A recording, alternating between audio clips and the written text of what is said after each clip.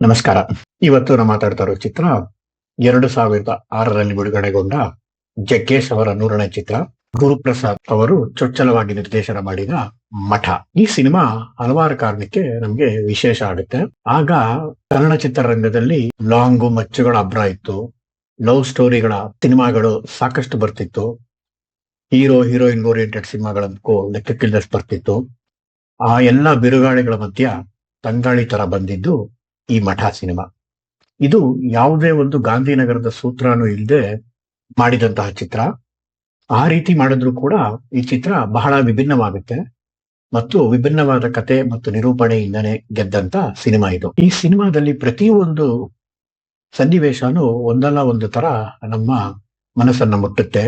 ಸಂಭಾಷಣೆಗಳು ತಿಳಿ ಹಾಸ್ಯ ಮತ್ತು ಅಲ್ಲಲ್ಲಿ ಡಬಲ್ ಮೀನಿಂಗ್ ಇಂದ ಕೂಡಿದ್ರು ಕೂಡ ಅದು ಹೇಳುವಂತ ತತ್ವ ಬಹಳ ಚೆನ್ನಾಗಿದೆ ಮತ್ತು ಜಗ್ಗೇಶ್ ಅವರ ಪಾತ್ರ ಈ ಚಿತ್ರಕ್ಕೆ ಬಹಳ ಸೂಕ್ತವಾಗಿದೆ. ಅವರೊಂದಿಗೆ ಮಾಡಿರೋ ಸಹ ಕಲಾವಿದರು ಕೂಡ ಅವ್ರಿಗೆ ಬಹಳ ಚೆನ್ನಾಗಿ ಸಾಥ್ ಕೊಟ್ಟಿದ್ದಾರೆ. ಜಗ್ಗೇಶ್ ಮುಖಾಂತರ ಈ ಕತೆ ಶುರುವಾಗಿ ಹೆಚ್ಚು ಕಮ್ಮಿ ಕತೆ ಅವರೇ ಇದ್ರು ಕೂಡ ಈ ಚಿತ್ರದಲ್ಲಿ ನಟಿಸಿರೋ ಬಹುತೇಕ ಅವರ ಸಹ ಕಲಾವಿದರು ನಾಯಕನಷ್ಟೇ ಪ್ರಾಮುಖ್ಯನ ಪಡ್ಕೋತಾರೆ. ಈ ಚಿತ್ರದ ಬಗ್ಗೆ ರಿವಿಸಿಟ್ ಮಾಡೋದು ಸ್ವಲ್ಪ ಕಷ್ಟ. ಆ ಕಾರಣದಿಂದ ಈ ಚಿತ್ರದಲ್ಲಿ ಸನ್ನಿವೇಶಗಳು ಹೇಗ್ ಬರುತ್ತೋ ಅದೇ ರೀತಿನೇ ನಿರೂಪಣೆ ಮಾಡ್ತಾ ಹೋಗ್ತೀನಿ. ಚಿತ್ರದಲ್ಲಿ ಅಪ್ಪಯ್ಯ ಅನ್ನೋ ಒಂದು ಪಾತ್ರ ಇದೆ. ಅದಕ್ಕೆ ಮೊದಲು ಜಿ.ವಿ. ಅಯ್ಯರ್ ಅವರು ಆಯ್ಕೆಯಾಗಿರ್ತಾರೆ. ಆದ್ರೆ ಅವರ ಮರಣದಿಂದ ಆ ಪಾತ್ರಕ್ಕೆ ಸುದರ್ಶನ್ ಅವರು ಆಯ್ಕೆ ಆಗ್ತಾರೆ. ಈ ಚಿತ್ರದ ಮೊದಲ ದೃಶ್ಯದಲ್ಲಿ ಏರ್ಪೋರ್ಟ್ ಅಲ್ಲಿ ಒಬ್ಳು ಫಾರಿನ್ ಜಗ್ಗೇಶ್ ಅವರ ಕಾರ್ ಹತ್ಕೋತಾರೆ. ಜಗ್ಗೇಶ್ ಅವ್ರನ್ನ ಮೊದಲು ದೇವಸ್ಥಾನಕ್ಕೆ ಕರ್ಕೊಂಡು ಹೋಗ್ತಾರೆ.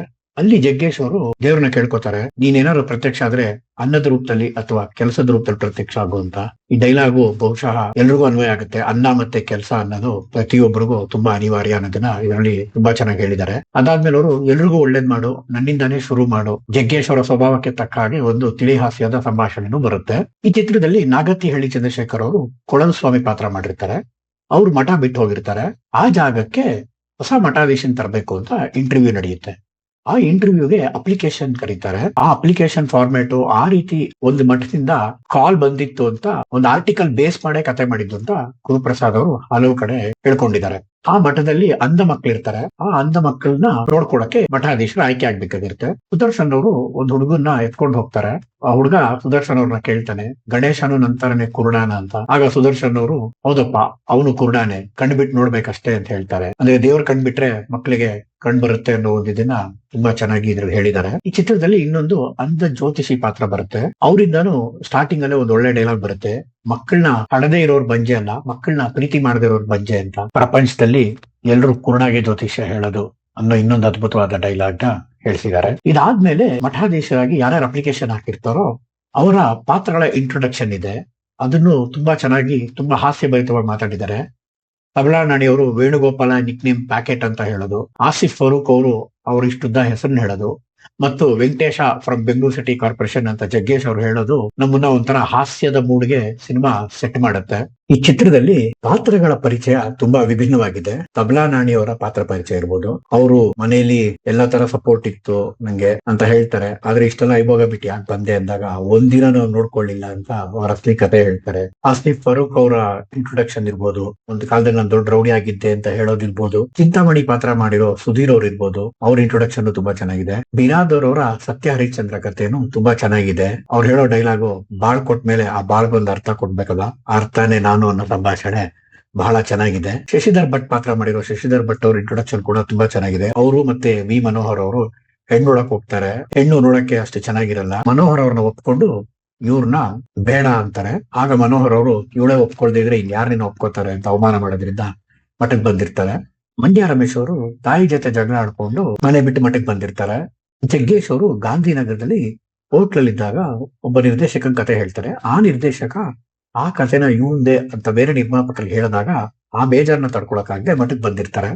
ಸೊ ಈ ರೀತಿ ಮಠಕ್ಕೆ ಬಂದಂತ ಕಥೆಗಳು ಬಹಳ ವಿಭಿನ್ನವಾಗಿ ಚೆನ್ನಾಗಿ ಹಾಸ್ಯಭರಿತವಾಗಿ ಮೂಡ್ ಬಂದಿದೆ. ಈ ಪಾತ್ರಗಳ ಪರಿಚಯ ಆಗಿ ಸ್ವಲ್ಪ ಹೊತ್ತಲ್ಲೇ ಈ ಚಿತ್ರದಲ್ಲಿ ಬಹಳ ಪ್ರಾಮುಖ್ಯವಾಗಿ ಬರುವಂತ ಉಪಕಥೆಗಳು ಶುರು ಆಗುತ್ತೆ.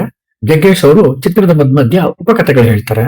ಈ ಕಥೆಗಳು ಯಾಕೆ ಬಂತು ಅಂತ ಗುರುಪ್ರಸಾದ್ ಅವರು ಸಿನಿಮಾದಲ್ಲಿ ಹೇಳಿಲ್ಲ, ಟ್ರೇಡ್ ಸೀಕ್ರೆಟ್ ಅಂತ ಜಗ್ಗೇಶ್ ಅವರು ಹೇಳ್ತಾರೆ. ಆದ್ರೆ ಯಾವ್ದೋ ಒಂದು ಇಂಟರ್ವ್ಯೂನಲ್ಲಿ ಗುರುಪ್ರಸಾದ್ ಅವರು, ನನಗೆ ತುಂಬಾ ಆಲೋಚನೆಗಳಿತ್ತು, ಸಣ್ಣ ಸಣ್ಣ ಕಥೆಗಳು ಸಿನಿಮಾ ಮಾಡಕ್ ಆಗಲ್ಲ ಅಂತ ಕಥೆಗಳನ್ನ ಚಿತ್ರದಲ್ಲಿ ಅಲ್ಲಲ್ಲಿ ಸೇರಿಸಿದೀನಿ ಅಂತ ಹೇಳಿದ್ದಾರೆ. ಈ ಮಳ್ಳಿ ಕಥೆಯಲ್ಲಿ ಜಗ್ಗೇಶ್ ಅವರು ವನಿತಾ ವಾಸ್ ಅವ್ರನ್ನ ಹುಡ್ಕೊಂಡು ಹೋಗ್ತಾರೆ. ವನಿತಾ ವಾಸ್ ಅವರು ಈ ಚಿತ್ರದಲ್ಲಿ ಪ್ರಾಸ್ಟಿಟ್ಯೂಟ್. ಅಲ್ಲಿ ಹೋಗಿ ಅವ್ರ ಕೈ ಆಕಾರ ನೋಡಿ ಜಗ್ಗೇಶ್ ಅವರು ಆಡ್ಕೋತಾರೆ. ಆಗ ಅವರು ನನ್ನ ಮನೇನ ಸಾಕಿರುವಂತ ಕೈ ಇದು, ನನ್ನ ತಂಗಿ ತಮ್ಮನ್ನ ಸಾಕಿದಂತ ಕೈ, ನನ್ನ ತಂದೆ ತಾಯಿಗಳಿಗೆ ಎಲ್ಲಾ ತರದ ಸೇವೆನ ಮಾಡಿರೋ ಕೈ ಅಂತ ಹೇಳ್ತಾರೆ. ಆ ಮೂಲಕ ವೇಷಾವೃತ್ತಿ ಮಾಡಿದ್ರು ಕೂಡ ಅವ್ರಿಗೂ ಒಂದು ಬದುಕಿದೆ, ಅವರ ಆ ದುರಂತದ ಬದುಕಿಂದೆ ಎಷ್ಟೋ ಕಣ್ಣೀರಿದೆ, ಅವರು ಕುಟುಂಬದ ಎಷ್ಟೋ ಜನನ್ನ ಅವ್ರನ್ನ ಸ್ಯಾಕ್ರಿಫೈಸ್ ಮಾಡ್ಕೊಂಡು ಬೆಳೆಸ್ತಿರ್ತಾರೆ, ಸಾಕ್ತಿರ್ತಾರೆ ಅನ್ನೋ ಒಂದು ಕತೆ ಕೇಳಿ ಜಗ್ಗೇಶ್ ಅವ್ರ ಮೈಂಡ್ ಚೇಂಜ್ ಆಗಿ ವಾಪಸ್ ಹೋಗ್ತಾರೆ. ಈ ಎಲ್ಲಾ ಪಾತ್ರಗಳು ಇನ್ನೊಂದು ಮಟ್ಟಕ್ಕೆ ಹೋಗುತ್ತೆ. ಅಲ್ಲಿ ಒಬ್ರು ಬಗ್ಗೊಂಡು ನಡೀತಾ ಇರ್ತಾರೆ. ಆಗ ಇವ್ರುಗಳು ಸ್ವಾಮಿಗಳು ಈ ತರ ನಡ್ಕೊಂಡು ಹೋಗ್ತಾ ಇದಾರೆ, ಅವ್ರು ಮಲ್ಕೊಂಡ್ರೆ ಕಾಲ್ ಮೇಲೆ ಎತ್ಕೊಂಡ್ಬಿಡಲ್ವಾ ಅಂತ ಕೇಳ್ತಾರೆ. ಆಗ ನಾನು ಹೇಗೋ ಮಲ್ಕೋತೀನಿ, ಜೀವನದಲ್ಲಿ ನೀವು ಎಚ್ಚರವಾಗೋದು ಯಾವಾಗ ಅನ್ನೋ ಒಂದು ಸಂದೇಶನ ತುಂಬಾ ಚೆನ್ನಾಗಿ ತೋರಿಸಿದ್ದಾರೆ. ಮಠಾಧೀಶರು ಅಂದ್ರೆ ಒಳ್ಳೆಯವರು ಇರ್ತಾರೆ, ಅದರಲ್ಲೂ ಸಮಾಜ ಸೇವೆ ಮಾಡ್ಕೊಂಡು ಸಮಾಜಕ್ಕೆ ಒಳ್ಳೆ ಸಂದೇಶ ನೀಡೋ ಸ್ವಾಮಿಗಳು ಇದ್ದಾರೆ ಅಂತ ಆ ಮೂಲಕ ತೋರಿಸಿದ್ದಾರೆ. ಅದಾದ್ಮೇಲೆ ಜಗ್ಗೇಶ್ ಅವರು ಹೇಳ್ತಾರೆ, ಎಷ್ಟೇ ಬೆಳೆದ್ರು ತಗ್ಗಿ ಬಗ್ಗಿ ನಡಿಬೇಕು ಅನ್ನೋದು ಈ ಸಂಕೇತ ಅಂತ. ಆ ಡೈಲಾಗ್ ಕೂಡ ತುಂಬಾ ಪೂರಕವಾಗಿದೆ. ಇದಾದ್ಮೇಲೆ ಮಠದಲ್ಲಿ ಒಂದು ಹೆಣ ಬೀಳುತ್ತೆ. ಆ ಹೆಣನ ಇವರೆಲ್ಲ ಸಾಗಿಸ್ತಾರೆ. ಆ ಸೀನು ತುಂಬಾ ಚೆನ್ನಾಗಿದೆ. ಎಳೆದು ಅಷ್ಟೇ ನೋಡಿದ ತಕ್ಷಣ ಬಿರಾದರ್ ಅವ್ರಿಗೆ ಅದು ಹೆಣ ಅಂತ ಗೊತ್ತಾಗೋದು, ಆಮೇಲೆ ಈ ಹೆಣ ನಾವ್ ಮೇಂಟೈನ್ ಮಾಡ್ಬೇಕಂತ ಜಗ್ಗೇಶ್ ಅವ್ರು ಹೇಳೋದು, ಆ ಡೈಲಾಗ್ ಎಲ್ಲ ತುಂಬಾ ಚೆನ್ನಾಗಿದೆ. ಇದ್ರ ಮಧ್ಯೆ ಮತ್ತೆ ಒಂದು ಉಪಕಥೆ ಬರುತ್ತೆ. ಇದ್ರಲ್ಲೊಬ್ಬ ರಾಜ ಒಂದು ಸ್ಮಾರಕ ಕಟ್ಟಿಸ್ಬೇಕು ಅಂತಿರ್ತಾನೆ. ಆಗ ತುಂಬಾ ಜನ ಶಿಲ್ಪಿಗಳು ತುಂಬಾ ಟೈಮ್ ಕೇಳ್ತಾರೆ. ಜಗ್ಗೇಶ್ ಅವರು ಈ ಸ್ಮಾರಕನ ಬೇಗ ಕಟ್ಕೊಡ್ತೀನಿ ಅಂತ ಹೇಳ್ತಾರೆ. ಬೇಗ ಕಟ್ತಾರೆ, ಆದ್ರೆ ಕುಂಭದ ಕೆಲಸ ಮಾಡಿರಲ್ಲ. ರಾಜನ್ ಕೋಪ ಬಂದು ಅವ್ರನ್ನ ತಾರನ್ ಜೊತೆ ಏಕಾಂತದಲ್ಲಿದ್ದಾಗ ಕರ್ಕೊಂಡ್ ಬಂದು ಜಗ್ಗೇಶ್ ಅವರು ಸತ್ತೋಗ್ತಾರೆ. ಆಗ ಆ ರಾಜಂಗೆ ರಿಯಲೈಸ್ ಆಗುತ್ತೆ ಅವ್ರು ಮಾಡಿದ ತಪ್ಪನ್ನ. ಆ ಪ್ರೇಮಿಗಳ ನೆನಪಿಗೆ 2 ಸ್ಮಾರಕನ ರಾಜ ಕಟ್ಟಿಸ್ತಾ ಅಂತ ಜಗ್ಗೇಶ್ ಅವರು ಆ ಕಥೆನ ಲೆಂಡ್ ಮಾಡ್ತಾರೆ. ಸೊ ಈ ಮೂಲಕ ನಮ್ಮ ಊರಲ್ಲಿರೋ ಎಷ್ಟೋ ಸ್ಮಾರಕಗಳು, ಎಷ್ಟೋ ಗೋರಿಗಳ ಹಿಂದೆ ಈ ತರ ಕಥೆಗಳಿರ್ತವೆ, ಪ್ರತಿಯೊಬ್ರು ಅದ್ರ ಮೇಲೆ ಕತೆ ಬರೀತಾರೆ ಅನ್ನೋದನ್ನ ತುಂಬಾ ಸ್ವಾರಸ್ಯವಾಗಿ ಹೇಳಿದ್ದಾರೆ. ಇದಾದ್ಮೇಲೆ ಧ್ಯಾನ ಅಂದ್ರೆ ಏನು ಅಂತ ಸುದರ್ಶನ್ ಅವರು ಎಲ್ಲಾ ಪಾತ್ರಧಾರಿಗಳನ್ನು ಕೇಳ್ತಾರೆ. ಅದಕ್ಕೆ ಒಬ್ಬೊಬ್ರು ಒಂದೊಂದು ಡೆಫಿನಿಷನ್ ಕೊಡ್ತಾರೆ. ಧ್ಯಾನ ಅಂದ್ರೆ ಆಡೋದೆಲ್ಲರಿ ಮಾಡೋದು ಅಂತ, ನಿದ್ದೆ ಮಾಡೋದನ್ನೇ ಧ್ಯಾನ ಅಂತ ಕರೀತಾರ ಅಂತ ಹೇಳೋದಿರ್ಬೋದು. ಅವರೆಲ್ಲ ಧ್ಯಾನದ ಬಗ್ಗೆ ತಮಾಷೆ ಮಾಡಿದ್ರು ಕೂಡ ಅಲ್ಲೊಂದು ಮಾರ್ಮಿಕವಾದ ಸಂದೇಶ ಇದೆ. ಅದಾದ್ಮೇಲೆ ಇವ್ರುಗಳೆಲ್ಲ ದರಿದ್ರ ಲಕ್ಷ್ಮಿ ಅನ್ನೋ ಒಂದು ಪಾತ್ರ ಬಂದು ನಿಮ್ಗೆ ಬೀಡಿ ಕೊಡ್ತೀನಿ, ಸಿಗರೇಟ್ ಕೊಡ್ತೀನಿ ಅಂತೆಲ್ಲ ಹೇಳಿದಾಗ ಇವ್ರುಗಳೆಲ್ಲ ಅವ್ರ ಕಡೆ ಡಿವಿಯೇಟ್ ಆಗ್ತಾರೆ. ಸೊ ಅದ್ರ ಮುಖಾಂತರ ಅವರು ನಮ್ಮಲ್ಲಿ ಈ ಕೆಟ್ಟ ಆಲೋಚನೆಗಳಿದ್ರೆ ಕೆಟ್ಟದಾಗಿರೋ ವಸ್ತುಗಳು ಸುಂದರವಾಗಿ ಕಾಣುತ್ತೆ ಅಂತ ಹೇಳಿ ಕುದುರೆಗೂ ಮತ್ತು ಕತ್ತೆಗೂ ಒಂದು ಕಾನ್ವರ್ಸೇಷನ್ ನಡೆಯೋ ತರ ಮಾಡಿದ್ದಾರೆ. ಇದರಲ್ಲಿ ಕುದುರೆ ಅನ್ನೋದಕ್ಕೆ ಇದೆಲ್ಲ ಗೊತ್ತಾಗುತ್ತೆ, ಅದು ಬುದ್ಧಿವಂತ ಪ್ರಾಣಿ. ಕತ್ತೆ ಅನ್ನೋದು ಯಾವ್ದು ಗೊತ್ತಾಗಲ್ಲ, ಅದಕ್ಕೆ ಅದು ಬುದ್ಧಿ ಇಲ್ಲದೆ ಇರೋ ಪ್ರಾಣಿ ಅಂತ ತುಂಬಾ ಚೆನ್ನಾಗಿ ತೋರಿಸಿದ್ದಾರೆ. ಆಮೇಲೆ ನಮ್ಮ ನಡುವೆ ಅಂತ ಮನುಷ್ಯರು ಇರ್ತಾರೆ ಅನ್ನೋ ಒಂದು ಸಂದೇಶನ ನಮ್ಗೆ ಕೊಡ್ತಾರೆ. ಇದಾದ್ಮೇಲೆ ಮಠಾಧೀಶರೆಲ್ಲ ಮಠ ಬಿಟ್ಟು ಹೊರಟೋಗ್ತಾರೆ. ಅವ್ರು ಬಿಟ್ಟು ಹೋಗ್ಬೇಕಾದ್ರೆ ಆ ಗೋಡೆ ಮೇಲೆ ಬರ್ದಿರೋ ಸಂದೇಶ ಇರ್ಬೋದು, ಅವರು ಮಾತಾಡ್ಕೊಂಡು ಹೋಗೋ ಸಂಭಾಷಣೆನೂ ಬಹಳ ಚೆನ್ನಾಗಿದೆ. ಗಿರೀಶ್ ಮಟ್ಟಣ್ಣವರು ಅವ್ರನ್ನೆಲ್ಲ ಕರ್ಕೊಂಡ್ ಬರ್ತಾರೆ.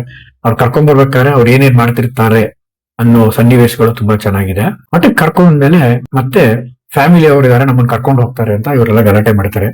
ಆಗ ಫ್ಯಾಮಿಲಿ ಅವರೆಲ್ಲ ಬಂದು ಅಪ್ಪಯ್ಯನವರು ತುಂಬಾ ಕೆಲಸ ಮಾಡಿದ್ದಾರೆ, ನಿಮ್ ತಂಗಿ ಮದುವೆ ಮಾಡಿಸಿದ್ದಾರೆ, ನೀವು ತಗೊಳ್ದಿರೋ ಜವಾಬ್ದಾರಿನೆಲ್ಲ ಅವ್ರು ತಗೊಂಡಿದ್ದಾರೆ, ನೀವ್ ಯಾರು ಬರ್ಬೇಡಿ ಅಂತ ಹೇಳಿದಾಗ ಇವ್ರಿಗೆ ಮಠದಲ್ಲೇ ಇರ್ಬೇಕು, ಅದ್ ಬಿಟ್ಟು ಬೇರೆ ದಾರಿ ಇಲ್ಲ ಅಂತ ಗೊತ್ತಾಗುತ್ತೆ. ಅಲ್ಲೇ ಇರ್ಬೇಕು ಅಂತ ತೀರ್ಮಾನ ಮಾಡಿದಾಗ ಇದರಲ್ಲಿ ಚಿಂತಾಮಣಿ ಪಾತ್ರ ಮಾಡಿರೋರು ಇವರೆಲ್ಲ ಮಠಾಧೀಶರಾದ್ರೆ ಏನೇನ್ ಆಗ್ಬೋದು ಅಂತ ಯೋಚನೆ ಮಾಡ್ತಾರೆ. ಆಗ ಒಬ್ಬ ಕುಡುಕ ಸ್ವಾಮಿ, ಇನ್ನೊಬ್ಬ ಕಾಮುಕ ಸ್ವಾಮಿ, ಇನ್ನೊಬ್ಬ ಯಂತ್ರಾಮಂತ್ರದ ಸ್ವಾಮಿ, ಇನ್ನೊಬ್ಬ ಪವಾಡ ಸ್ವಾಮಿ ಆಗೋ ತರ ತೋರಿಸಿದ್ದಾರೆ. ಅದರಲ್ಲಿ ಸಂಭಾಷಣೆ ಆಗ್ಲಿ, ಅದನ್ನ ತೋರಿಸಿರೋ ರೀತಿ ಆಗ್ಲಿ, ಅದರ ಹಿಂದಿನ ವ್ಯಂಗ್ಯ ಮತ್ತು ಅದರ ಹಿಂದಿನ ಆಲೋಚನೆ ತುಂಬಾ ಚೆನ್ನಾಗಿದೆ. ಅಲ್ಲೂ ತುಂಬಾ ತಿಳಿಯಾದ ಸಂಭಾಷಣೆ ಇದೆ. ತಬಲಾನಾನಿ ಅವರು ಧ್ಯಾನ ಮಾಡ್ತಾ ಕೂತಿರ್ತಾರೆ. ಇನ್ನು ಎಷ್ಟೊತ್ತಿಲ್ಲೇ ಇರ್ತಿರೋ, ಮಾಡೋ ಕೆಲಸ ಬಿಟ್ಟು ಧ್ಯಾನ ಮಾಡೋದು ನೋಡಕ್ ಬಂದಿದ್ದೀರಲ್ಲ, ನಿಮ್ಗೆ ಬುದ್ಧಿ ಇದೆಯಾ ಅಂತ ಬಯೋದಿರ್ಬೋದು. ಲೈಫ್ ಬಾಯ್ ಎಲ್ಲಿದೆಯೋ ಅಲ್ಲಿದೆ ಆರೋಗ್ಯ ಅಂತ ಹೇಳೋದಿರ್ಬೋದು. ಮನುಷ್ಯಂಗೆ ಆನಂದವಾಗೋದು ತಡೆದಿರೋ ಮೂತ್ರ ಹೊರಬಿಟ್ಟಾಗ, ಕಜ್ಜಿಗಾಯ ಕೆರ್ಕೊಂಡಾಗ ಅನ್ನೋ ಡೈಲಾಗ್ ಇರ್ಬೋದು. ಸೊ ಇಲ್ಲೂ ತುಂಬಾ ಕಾಮಿಡಿ ಮೂಲಕನೇ ಸಂಭಾಷಣೆ ಮತ್ತು ಸಿನಿಮಾ ಸಾಗುತ್ತೆ. ಇದಾದ್ಮೇಲೆ ಮಠದ ಮುಂದೆ ಯಾವಾಗ್ಲೂ ಒಬ್ಬ ಭಿಕ್ಷುಕ ಕೂತಿರ್ತಾನೆ. ಆ ಭಿಕ್ಷುಕನ ಹೆಂಡತಿ ಸುಂದರವಾಗಿರ್ತಾಳೆ, ಯಾನ್ ಜೊತೆನೂ ಓಡೋಗ್ಬಿಟ್ಟಿರ್ತಾಳೆ. ಆದ್ರೆ ಜ್ಯೋತಿಷಿ ಮಾತು ಕಟ್ಕೊಂಡು ಈ ಭಿಕ್ಷುಕ ಕೈಗೆ ಕಬ್ಣದ ಬಳೆ ಹಾಕೊಂಡು ಶನಿ ಹೆಗ್ಲೇರಲ್ಲ ಅನ್ಕೊಂಡಿರ್ತಾನೆ. ಆಗ ಜಗ್ಗೇಶ್ ಅವರು ತುಂಬಾ ಚೆನ್ನಾಗಿ ಹೇಳ್ತಾರೆ, ಸುಂದರವಾಗಿ ಹೆಂಡತಿನ ಯಾರೋ ಓಡಿಸ್ಕೊಂಡು ಹೋಗ್ಬಿಟ್ಟ ಅಂತೀರಾ, ಇಲ್ಲಿ ದೇವಸ್ಥಾನದ ಮುಂದೆ ಭಿಕ್ಷೆ ಬೇಡ್ತಾ ಕೂತಿದ್ದೀರಾ, ಶನಿ ಏನಾದ್ರು ನಿಮ್ ಮುಂದೆ ಬಂದ್ರೆ ನೀವು ಹೆಗ್ಲೇರ್ ಬಿಡ್ಬೇಡಿ, ಅವ್ನು ಎಕ್ಕುಟ್ಟು ಹೋಗ್ತಾನೆ ಅನ್ನೋ ಡೈಲಾಗು ತುಂಬಾ ಚೆನ್ನಾಗಿದೆ. ಎಷ್ಟೋ ಜನ ಜ್ಯೋತಿಷಿಗಳನ್ನ ನಂಬ್ಕೊಂಡು ಹೆಂಗೆ ದಾರಿ ತಪ್ತಾರೆ ಅನ್ನಕ್ಕೆ ಇಲ್ಲಿ ತುಂಬಾ ಕಾಮಿಡಿಯಾಗಿ ಹೇಳಿದ್ದಾರೆ. ಎಲ್ಲಾ ಪಾತ್ರಧಾರಿಗಳು ಮಠಾಧೀಶನಾಗೋ ಪಾಠನ ಚೆನ್ನಾಗಿ ಬಾಯ್ಪಾಠ ಮಾಡಿರ್ತಾರೆ. ಆದ್ರೆ ಜಗ್ಗೇಶ್ ಅವರು ಇವ್ರು ಯಾರಿಗೂ ಪಾಠ ಒಪ್ಪಿಸ್ಬೇಡಿ, ಇನ್ನೊಂದಷ್ಟು ದಿನ ಇಲ್ಲೇ ಊಟ ಮಾಡ್ಕೊಂಡಿರೋಣ ಅಂತ ಎಲ್ರನ್ನು ದಾರಿ ತಪ್ಪಿಸೋ ಕೆಲಸ ಮಾಡ್ತಾರೆ. ಅದಾದ್ಮೇಲೆ ಒಂದು ರಾವಣನ ಸ್ಟೋರಿ ಬರುತ್ತೆ. ರಾವಣನ ಅವನತಿ ಹೇಗಾಯ್ತು ಅಂತ. ರಾವಣ ಅತಿಯಾದ ದುರಹಂಕಾರದಿಂದ ದೇವಾನುದೇವತೆಗಳನ್ನ ಅವನ ಅಡಿಯಾಳಾಗಿ ಮಾಡ್ಕೊಂಡು ಅವ್ರಿಗೆ ಹಿಂಸೆ ಕೊಡ್ತಾ ಇರ್ತಾನೆ. ಆಗ ನಾರದ ಮುನಿ ಬಂದು ಫಿಟ್ಟಿಂಗ್ ಇಟ್ಬಿಟ್ಟು ಶನಿಯ ವಕ್ರ ದೃಷ್ಟಿ ರಾವಣನ ಮೇಲೆ ಬಿಡೋ ತರ ಮಾಡ್ತಾನೆ. ಅಲ್ಲಿಂದ ರಾವಣನ ಅವನತಿ ಆಯ್ತು ಅನ್ನೋ ಉಪಕಥೆನ ತುಂಬಾ ಚೆನ್ನಾಗಿ ಹೇಳಿದ್ದಾರೆ. ಇದಾದ್ಮೇಲೆ ಈ ಚಿತ್ರದ ಒಂದು ಮಹತ್ತರವಾದ ಸನ್ನಿವೇಶ ಬರುತ್ತೆ. ಇವರೆಲ್ಲರೂ ಮಠಾಧೀಶರಾಗ್ಬೇಕು ಅನ್ನೋ ಎಲ್ರು ಜೈಲ್ಗೆ ಹೋಗಿ ಕೈದಿಗಳಿಗೆ ಪಾಠ ಹೇಳ್ಕೊಡ್ತಾರೆ. ಅಲ್ಲಿ ಹಳೆ ಮಠದ ಸ್ವಾಮೀಜಿ ಜೈಲಲ್ಲಿ ಕೂತಿರ್ತಾರೆ. ಆಗ ಇವರೆಲ್ಲ ಅವ್ರನ್ನ ರೇಗಿಸ್ಬಿಟ್ಟು ಸೃಷ್ಟಿಲೇ ಯಾವ ಸ್ವಾಮೀಜಿನೂ ಮೂಕ ಅಲ್ಲ, ಮಾತೆ ಇವ್ರ ಬಂಡವಾಳ ಅನ್ನೋ ಡೈಲಾಗು ತುಂಬಾ ಚೆನ್ನಾಗಿದೆ. ಅಲ್ಲಿ ಖೈದಿಗಳು ಬೇರೆ ಬೇರೆ ಕ್ರೈಮ್ ಮಾಡಿ ಜೈಲಿಗೆ ಬಂದಿರ್ತಾರೆ. ಅವ್ರಿಗೆ ಪಶ್ಚಾತ್ತಾಪ ಅಂದ್ರೇನು, ಅದ್ರ ಬೆಲೆ ಏನು ಅಂತ ಒಂದು ಸಂಧ್ಯಾವನೆ ಎಕ್ಸಾಂಪಲ್ ಇಂದ ತುಂಬಾ ಚೆನ್ನಾಗಿ ಹೇಳಿದ್ದಾರೆ. ಆಸೂಫ್ ಫರೂಕಿ ಅವರು ₹100 ನೋಟ್ ನ ಮಡಿಸಿ ತುಳಿದು ಏನೇ ಮಾಡಿದ್ರು ಅದ್ರ ಬೆಲೆ ಅದಕ್ಕೆ ಇದ್ದೇ ಇರುತ್ತೆ. ಅದೇ ರೀತಿ ನಿಮ್ಗಳಿಗೂ ಬೆಲೆ ಇದ್ದೇ ಇರುತ್ತೆ ಅಂತ ಬಹಳ ಚೆನ್ನಾಗಿ ಹೇಳ್ತಾರೆ. ಅದಾದ್ಮೇಲೆ ಮಂಡ್ಯ ರಮೇಶ್ ಅವರು ಯಾರೋ ಒಬ್ಬ ಅವನ ಹೆಂಡತಿ ಸೆರಗಿಗೆ ಕೈ ಹಾಕ್ತಾ ಅಂತೇಳಿ ಕೊಲೆ ಮಾಡಿ ಜೈಲಿಗೆ ಬಂದಿರ್ತಾರೆ. ಅವನಿಗೆ ತುಂಬಾ ಚೆನ್ನಾಗಿ ಬುದ್ಧಿ ಹೇಳ್ತಾರೆ. ಅದಾದ್ಮೇಲೆ ಒಂದು ಅದ್ಭುತವಾದ ಗೀತೆ ತಪ್ಪು ಮಾಡೋದವ್ರು ಯಾರವ್ರೆ ತಪ್ಪೇ ಮಾಡೋದವ್ರು ಎಲ್ಲವ್ರೆ ಸಿ.ಅಶ್ವಥ್ ದನಿಲ್ ಬರುತ್ತೆ. ಈ ಹಾಡನ್ನ ವಿ ಮನೋಹರ್ ಅವರು ಬಹಳ ಚೆನ್ನಾಗಿ ಬರೆದು ಸಂಗೀತ ಸಂಯೋಜನೆ ಮಾಡಿದ್ದಾರೆ. ಈ ಸಿನಿಮಾದಲ್ಲಿ ಈ ಹಾಡು ಬಹಳ ಮಹತ್ವದ್ದಾಗುತ್ತೆ. ಈ ಕತೆಗೆ ಆ ಸನ್ನಿವೇಶಕ್ಕೆ ತುಂಬಾ ಪೂರಕವಾಗಿ ಈ ಹಾಡನ್ನ ಹೋಲಿಸಿದ್ದಾರೆ. ಕೊನೆಯಲ್ಲಿ ಕ್ಲೈಮ್ಯಾಕ್ಸ್ ಅಲ್ಲಿ ಯಾರ್ ಮಠಾಧೀಶ ಆಗ್ಬೇಕು ಅಂತ ನಡೆಯೋ ಇಂಟರ್ವ್ಯೂನಲ್ಲಿ ಯಾರು ಆನ್ಸರ್ ಹೇಳಲ್ಲ. ಜಗ್ಗೇಶ್ ಅವರು ರಾಜಕೀಯ ಮಾಡಿ ಎಲ್ರೂ ಮೋಸ ಮಾಡಿ ಎಲ್ಲದಕ್ಕೂ ತಾವ್ ಆನ್ಸರ್ ಹೇಳಿ ಮಠಾಧೀಶ ಪಟ್ಟಾನ ಗೆಲ್ತಾರೆ. ಆಗ ಫ್ರೆಂಡ್ಸ್ಗೆಲ್ಲ ಬೇಜಾರಾದ ಜಗ್ಗೇಶ್ ಅವರು ರೂಮ್ ಹೋಗ್ತಾರೆ. ಆಗ ಬೀರಾದವರು ಆಯ್ಕೊಂಡ್ ತಿಂತಿದ್ವಿ ತಿರ್ಕೊಂಡ್ ತಿನ್ನೋ ಹಾಗೆ ಮಾಡ್ದ ಅನ್ನೋ ಡೈಲಾಗು ಅದ್ಭುತವಾಗಿದೆ. ಅವ್ರೆಲ್ರು ಅವ್ರ ಗೆಳೆಯ ಮೋಸ ಮಾಡಿದ್ರು ಕೂಡ ಅವನ್ನ ತುಂಬಾ ಚೆನ್ನಾಗಿ ಮಾತಾಡಿಸ್ತಾರೆ. ಚಿಂತಾಮಣಿ ಅನ್ನೋ ಕ್ಯಾರೆಕ್ಟರ್ ಒಂದ್ ಮಾತು ಹೇಳುತ್ತೆ, ಒಂದು ಮಠ ಆಳ್ಬೇಕು ಅಂದ್ರೆ ಏನ್ ರಾಜಕೀಯ ಮಾಡ್ಬೇಕು ಅನ್ನೋ ಬುದ್ಧಿ ಅವನಿಗಿತ್ತು, ಅದರಿಂದ ಅವನಿಗೆ ಗೆದ್ದ. ಆ ಮೂಲಕ ನಾವು ಒಂದು ಮಠಾಧೀಶ ಆಗೋದನ್ನ ಒಪ್ಕೋಬೇಕು ಅಂತ ತುಂಬಾ ಚೆನ್ನಾಗಿ ಹೇಳ್ತಾರೆ. ಇದೆಲ್ಲ ಆಗಿ ಆಚೆ ಬಂದಾಗ ಈ ಸಿನಿಮಾದ ಅತ್ಯುನ್ನತವಾದ ದೃಶ್ಯ ಬರುತ್ತೆ.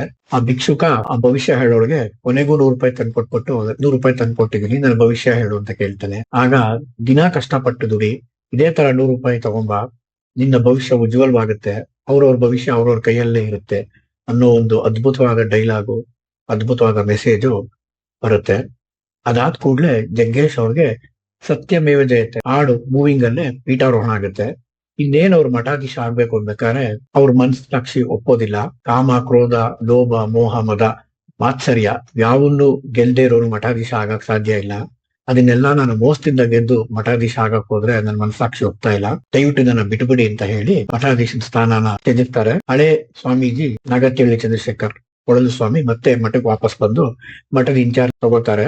ಇವ್ರ ಜೊತೆ ಟ್ರಾವೆಲ್ ಮಾಡ್ತಿದ್ದ ಮಾರ್ಥ ಅವರು ಮಠಕ್ಕೆ ಅನುದಾನ ಕೊಡೋದ್ರ ಮೂಲಕ ಮಠಕ್ಕೆ ದುಡ್ಡು ಬರುತ್ತೆ. ಮತ್ತು ಈ ಹಿಂದಿನ ಮಠಾಧೀಶರಾಗ್ಬೇಕು ಅಂತಿದ್ದವರೆಲ್ಲ ಯಾವುದೋ ಒಂದು ರೀತಿಯಲ್ಲಿ ಮಠದಲ್ಲಿ ಸೇವೆ ಸಲ್ಲಿಸ್ತಾ ಇರ್ತಾರೆ.